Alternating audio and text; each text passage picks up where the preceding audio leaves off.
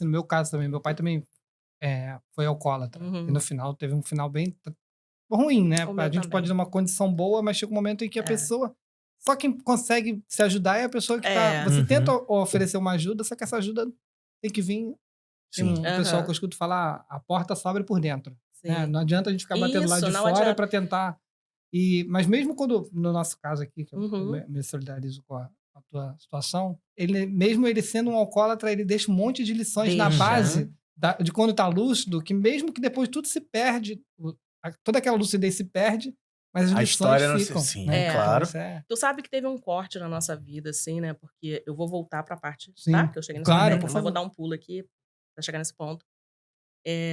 Eu segui a minha vida e eu não queria mais falar com meu pai. Eu falei: Eu "Ele me tive uma roubou, pequena fase assim. ele me Uhum. roubou a minha adolescência, eu passei muita vergonha de gritaria na minha casa", minha casa era de esquina ainda, né, Uhum. então, essa rua e essa rua ouvia gritaria, ouvia as Sim. brigas lá em casa, enfim. E aí eu falei: "Eu não quero, esse homem me Uhum. roubou, eu não quero". Até que eu comecei a trabalhar muito, muito, eu trabalhava de domingo a domingo, como eu digo, e o meu marido hoje, né, nós trabalhávamos juntos em Copacabana, a gente tinha um apartamento, voltamos para Mesquita, a gente voltava todo final de semana, eu ficava com a minha mãe, ele com a mãe dele, foi maravilhoso essa época, viu, que a gente ficava dia Uhum. útil junto e final de semana separado, era ótimo. Até que nós entregamos esse apartamento, foi quando eu entrei na Unicarioca, e o Fábio falou assim: "Eu quero casar". E eu falei assim: "Não sei, vamos pensar". E aí o Fábio: "Não, você não pode pensar, a gente vai casar". E aí eu fiquei com uma crise que eu falei: "Cara, eu estava com o Fábio há muitos anos já". E ali eu fui procurar ajuda, porque eu falei: "Tem alguma coisa errada comigo e eu não sei o que que é". E aí eu queria muito fazer terapia, mas eu não tinha grana, né. Uhum. Aí eu olhei meu plano de saúde e falei: "Eu vou no psiquiatra", porque é o que Igualzinho. é o que o plano cobre. Vai ganhar uma caixinha de remédio. Ai, Cauê, muito obrigada, você me humaniza, você me normaliza, porque eu falo: "Eu sou muito louca", porque eu falei assim: "Eu vou no Não, eu psiquiatra". também vou, né. Mas eu fui assim, porque Sim, eu não lógico, queria precisa de pagar terapia, ajuda. não tinha nada, eu falei: Uhum. "Cara, eu preciso de ajuda, o que eu tenho, a ferramenta que eu tenho é essa, plano de saúde, eu vou no psiquiatra". Cara, e Deus colocou um médico no meu caminho que era especialista em quê? Alcoolismo. Caraca. Muito psiquiatra é especialista em Nossa! E alcoolismo. ele falou assim: "Gisele, entenda, seu pai é dependente químico, só que ele é dependente químico da cachaça. Ele não é dependente químico da cocaína. Por que que o Uhum. dependente químico da cocaína é considerado um dependente químico e o da cachaça é considerado um vagabundo?". É. Mas eu chorava tanto ali, porque ele falou: "E outra, E você tinha quantos anos? mais de 20". Mais de 20. É, mais de 20. "E outra, por que você tá com essa aliança na sua mão?". Pra você ter ideia, eu fiquei noiva, eu não lembro o ano que eu fiquei noiva. E eu falava: "Porque eu sou noiva". "Mas você tá dizendo que você não sabe se vocês vão casar". O seu noivo não tem nada a ver com a sua história, você É tá isso sendo aí. Uhum. desonesta com ele. Exatamente.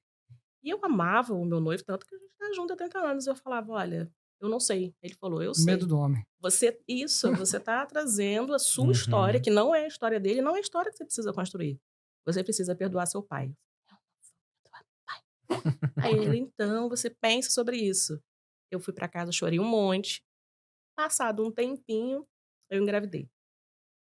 E aí eu falei e aí eu já estava com 30, porque eu engravidei do meus 30, eu Uhum. estava com uma barriga imensa, e eu pensei assim: "Meu filho vai nascer e meu pai não sabe nem que eu tô grávida". Minha Doido, né? irmã tem filhos gêmeos, o meu pai só tinha visto ele bebezinhos, assim, meu pai não tinha Uhum. visto que a minha irmã guardava a mesma mágoa. E aí eu falei pra minha irmã: "Vou lá, pai, vou levar pra conhecer os meninos e dizer que eu tô grávida". Minha irmã: "Você não vai fazer isso". Porque meu pai é alcoólatra, a casa dele estava acabada, né, Uhum. era a casa que a gente viveu, minha mãe saiu de casa Sim. e aí eu falei: "Eu vou". Meu pai levou um susto quando me viu, e ele falou: "Você tá grávida?".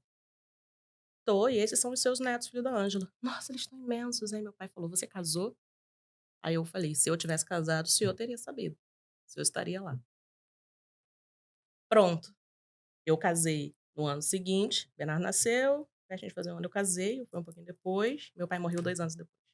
Ainda Então, bem que deu Uhum. tempo de quando meu pai vocês morreu, e ele morreu sozinho em casa, foi Uhum. muito triste, porque ele morreu na terça e a gente achou o corpo no sábado, então meu pai não teve Nossa. velório, Hum. não tivemos chance, né. Uhum. E eu agradeci muito a Deus por ter me dado a oportunidade de ter encontrado esse médico, de me Legal. mostrar que o meu pai era uma pessoa que tinha um problema de saúde, né. Ele era dependente químico da cachaça e eu enxergava isso. E ter dado tempo do meu pai ir no meu casamento comigo. Então meu pai entrou na igreja comigo, porque eu casei. Pô, que legal. Então Legal. foi muito bom, assim. Ele partiu e o meu coração ficou em paz. Sim. E aí, curtiu essa conversa? Curtiu esse corte? Esse corte faz parte de um programa inteiro que você pode acompanhar aqui. Algum link que tá por aqui, tá bom? Vem com a gente.